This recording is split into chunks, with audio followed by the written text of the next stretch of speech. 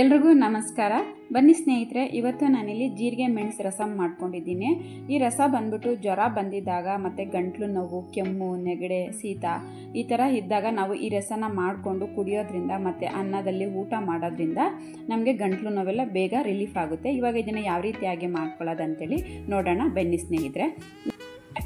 ನಾನಿಲ್ಲಿ ಮೊದಲೇದಾಗಿ ಒಂದು ನಿಂಬೆಹಣ್ಣು ಸೈಜಷ್ಟು ಹುಣಸೆ ಹಣ್ಣನ್ನು ನೆನೆ ಹಾಕ್ಕೊಂಡಿದ್ದೀನಿ.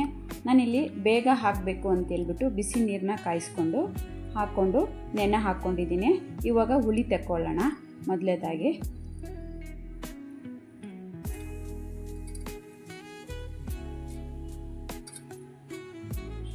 ಹುಳಿ ರೆಡಿ ಆಯಿತು. ನೆಕ್ಸ್ಟು ನಾನಿಲ್ಲಿ ಕಲ್ಲು ತೊಗೊಳ್ತಾ ಇದ್ದೀನಿ ಕುಟ್ಕೊಳ್ಳೋದಕ್ಕೆ. ಒಂದು 3/4 ಸ್ಪೂನಷ್ಟು ಮೆಣಸನ್ನ ಸೇರಿಸ್ಕೊಳ್ಳೋಣ. ಖಾರಕ್ಕೆ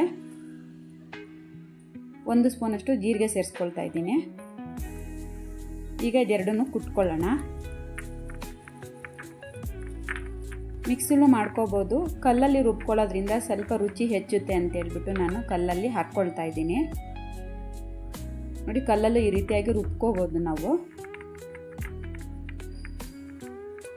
ಸ್ವಲ್ಪ ಟೈಮ್ ತಗೊಳುತ್ತೆ ಅನ್ನೋದು ಬಿಟ್ಟರೆ ರುಚಿ ಅಂತೂ ಚೆನ್ನಾಗಾಗುತ್ತೆ. ಇವಾಗಿದು ರೆಡಿ ಆಗಿದೆ. ನಾನು ಇದನ್ನು ಒಂದು ಪ್ಲೇಟ್ಗೆ ತಗೊಳ್ತೀನಿ.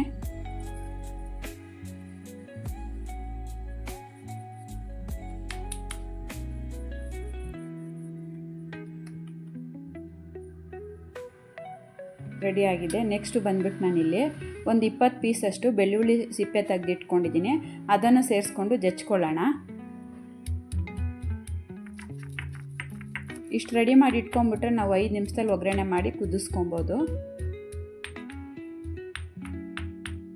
ಕೆಮ್ಮಿದ್ದಾಗ, ಗಂಟ್ಲು ನೋವಿದ್ದಾಗ ಈ ರೀತಿ ರಸನ ಮಾಡ್ಕೊಂಡು ಕುಡಿತಿದ್ರೆ ಬೇಗ ರಿಲೀಫ್ ಆಗುತ್ತೆ. ಜ್ವರ ಬಂದಿದ್ದಾಗ ಬಾಯೆಲ್ಲ ಕೆಟ್ಟೋಗಿರುತ್ತೆ ನೋಡಿ, ಆ ಟೈಮಲ್ಲೂ ಕೂಡ ಈ ರಸನ ಮಾಡಿಕೊಂಡು ಕುಡಿದ್ರೆ ಅನ್ನ ಊಟ ಮಾಡೋದಕ್ಕೆಲ್ಲ ತುಂಬ ಚೆನ್ನಾಗಿರುತ್ತೆ. ಬೆಳ್ಳುಳ್ಳಿ ಕೂಡ ರೆಡಿಯಾಗಿದೆ. ಇವಾಗ ನಾನು ಸೈಡ್ಗೆ ಇಟ್ಕೊಳ್ತೀನಿ. ನೆಕ್ಸ್ಟ್ ಬಂದುಬಿಟ್ಟು ನಾನಿಲ್ಲಿ ಒಂದು ಮೀಡಿಯಮ್ ಸೈಜು ಟೊಮೊಟೊ ತೊಗೊಳ್ತಾ ಇದ್ದೀನಿ. ಟೊಮೊಟೊನ ಕಟ್ ಮಾಡ್ಕೊಳ್ಳೋಣ.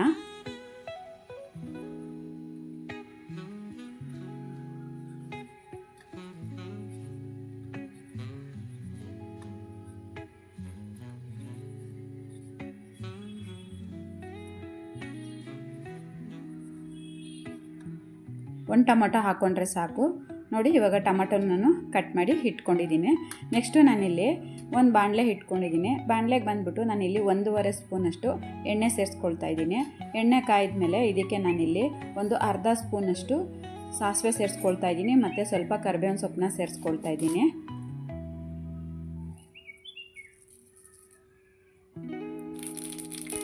ಇದೆರಡು ಚಿಟಪಟ ಅಂತ ಅಂದಮೇಲೆ ನಾನಿಲ್ಲಿ ಖಾರಕ್ಕೆ ಅಂತೇಳ್ಬಿಟ್ಟು ಒಂದೇ ಒಂದು ಖಾರದ ಮೆಣಸಿನ್ಕಾಯಿ, 2 ಬೇಡಿಗೆ ಮೆಣಸಿನ್ಕಾಯಿನ ಕಟ್ ಮಾಡಿಬಿಟ್ಟು ಸೇರಿಸ್ಕೊಳ್ತಾ ಇದ್ದೀನಿ. ಆಲ್ರೆಡಿ ನಾನು ಮೆಣಸನ್ನು ಹಾಕ್ಕೊಂಡಿದ್ದೀನಿ, ಹಾಗಾಗಿ ಒಂದು ಮಾತ್ರ ಖಾರಕ್ಕೆ ಸೇರಿಸ್ಕೊಂಡಿದ್ದೀನಿ ಮೆಣಸಿನ್ಕಾಯಿನ. ಇವಾಗ ನಾನು ಕುಟ್ಕೊಂಡಿರೋ ಅಂತಹ ಬೆಳ್ಳುಳ್ಳಿನ ಸೇರಿಸ್ಕೊಳ್ತೀನಿ. ಇಷ್ಟನ್ನು ಹಾಕ್ಕೊಂಡು ಒಂದು ರೌಂಡು ಮಿಕ್ಸ್ ಮಾಡ್ಕೊಳ್ಳೋಣ.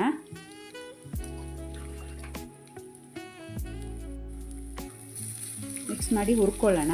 ಉರಿ ಬಂದ್ಬಿಟ್ಟು ಕಮ್ಮಿ ಇಟ್ಕೊಬೇಕು ಸಾಸಿವೆ ಸಿಡಿದ್ಮೇಲೆ. ಇವಾಗ ನಾನು ಇದಕ್ಕೆ ಇಲ್ಲಿ ಒಂದು ಚಿಟಿಕೆ ಹಿಂಗನ್ನ ಸೇರಿಸ್ಕೊಳ್ತಾ ಇದ್ದೀನಿ.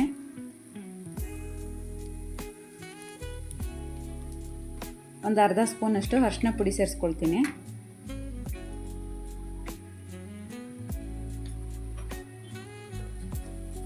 ಇಷ್ಟನ್ನು ಒಂದು ರೌಂಡು ಹುರ್ಕೊಂಡು ಮಿಕ್ಸ್ ಮಾಡ್ಕೊಳ್ಳೋಣ. ಇವಾಗ ನಾನು ಏನು ಪೌಡರ್ ಮಾಡಿ ಇಟ್ಕೊಂಡಿದ್ದೀನೋ ಜೀರಿಗೆ ಮೆಣಸನ್ನ ಸೇರಿಸ್ಕೊಂಡು ಹುರ್ಕೊಳ್ಳೋಣ. ಇದೆಲ್ಲವೂ ಸ್ವಲ್ಪ ಹಸಿ ವಾಸನೆ ಹೋಗೋವರೆಗೂ ಹುರ್ಕೊಬೇಕು.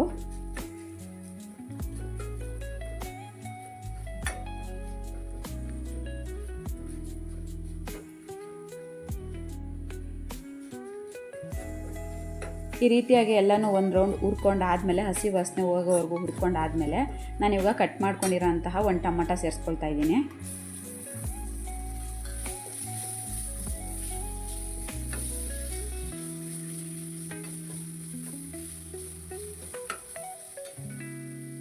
ಇವಾಗ ಸ್ವಲ್ಪ ರುಚಿಗೆ ತಕ್ಕಷ್ಟು ಉಪ್ಪನ್ನ ಸೇರಿಸ್ಕೊಳ್ಳೋಣ. ಟೊಮೊಟೊ ಹಾಕ್ಕೊಂಡ್ಮೇಲೆ ಎಲ್ಲನೂ ನೀಟಾಗಿ ಮಿಕ್ಸ್ ಮಾಡಿಕೊಂಡು ಬೇಯಿಸ್ಕೊಳ್ಳೋಣ. ಟೊಮೊಟೊ ಸ್ವಲ್ಪ ಮಾಗಿದ್ರೆ ಸಾಕು.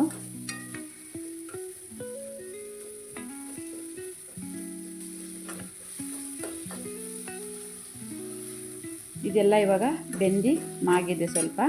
ಇವಾಗ ನಾನು ಹುಳಿ ತೆಕ್ಕೊಂಡು ಇಟ್ಕೊಂಡಿದ್ದೀನಲ್ಲ, ಇವಾಗ ಅದನ್ನು ಸೇರಿಸ್ಕೊಂಡು ನಾವು ಲಿಡ್ ಕ್ಲೋಸ್ ಮಾಡ್ಕೊಳ್ಳೋಣ. 2 ನಿಮಿಷ ಅದು ಆ ರೀತಿಯಾಗಿ ಕ್ಲೋಸ್ ಮಾಡ್ಕೊಬೇಕು. ನೋಡಿರಿ, ಇವಾಗ ನಾನು 1.5 ಕಪ್ಪಷ್ಟು ನೀರನ್ನ ಸೇರಿಸ್ಕೊಳ್ತಾ ಇದ್ದೀನಿ. ನಾನು ಇಷ್ಟು ಸೇರಿಸ್ಕೊಂಡು ಮಿಕ್ಸ್ ಮಾಡ್ಕೊಳ್ಳೋಣ. ಇವಾಗ ಏನಾದರೂ ಉಪ್ಪು ಬೇಕಿದ್ದರೆ ಸ್ವಲ್ಪ ಉಪ್ಪನ್ನ ಸೇರಿಸ್ಕೋಬೋದು. ಇವಾಗ ಒಂದು 5 ನಿಮಿಷ ಬೇಯೋದಕ್ಕೆ ಬಿಟ್ಕೊಳ್ತೀನಿ.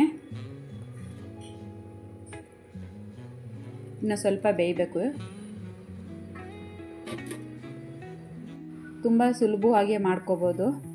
ಮತ್ತು ಯಾರಾದರೂ ಫಸ್ಟ್ ಟೈಮ್ ನನ್ನ ಚಾನಲ್ ನೋಡ್ತಿದ್ರೆ ನನ್ನ ಚಾನಲ್ ಸಬ್ಸ್ಕ್ರೈಬ್ ಮಾಡ್ಕೊಳ್ಳಿ. ಈ ರೆಸಿಪಿನ ನಿಮ್ಮ ಫ್ರೆಂಡ್ಸ್ಗೆಲ್ಲ ಶೇರ್ ಮಾಡ್ಕೊಳ್ಳಿ. ನೋಡಿ, ಚೆನ್ನಾಗಿ ಕುದ್ದಿದೆ. ಮತ್ತು ಇವಾಗ ನಾನಿಲ್ಲಿ ಕಟ್ ಮಾಡ್ಕೊಂಡಿರೋಂತಹ ಕೊತ್ತಂಬರಿ ಸೊಪ್ಪನ್ನ ಸೇರಿಸ್ಕೊಳ್ತೀನಿ. ಇವಾಗ ಇಷ್ಟನ್ನು ಮಿಕ್ಸ್ ಮಾಡಿಕೊಂಡು ಮತ್ತೆ 1-2 ನಿಮಿಷ ಮುಚ್ಚಿಬಿಟ್ಟು ಬೇಯಿಸ್ಕೊಳ್ಳೋಣ. ರುಚಿಯಂತೂ ಅದ್ಭುತವಾಗಿರುತ್ತೆ ಜೀರಿಗೆ ಮೆಣಸಿನ ರಸಮ್ಮು.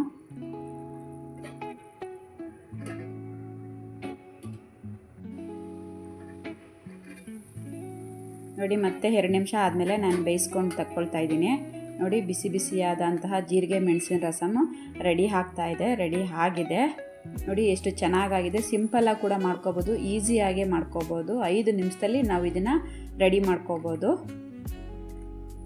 ಜ್ವರ ಬಂದಿದ್ದಾಗ ಇದೊಂದು ಗ್ಲಾಸ್ ಬಿಟ್ಕೊಂಡು ಕುಡಿತಾ ಇದ್ದರೆ ಬಾಯಲ್ಲಿರೋ ಕಸರೆಲ್ಲ ಹುಡೋಗ್ಬಿಡುತ್ತೆ ಸ್ನೇಹಿತರೆ, ಅಷ್ಟು ಚೆನ್ನಾಗಿರುತ್ತೆ.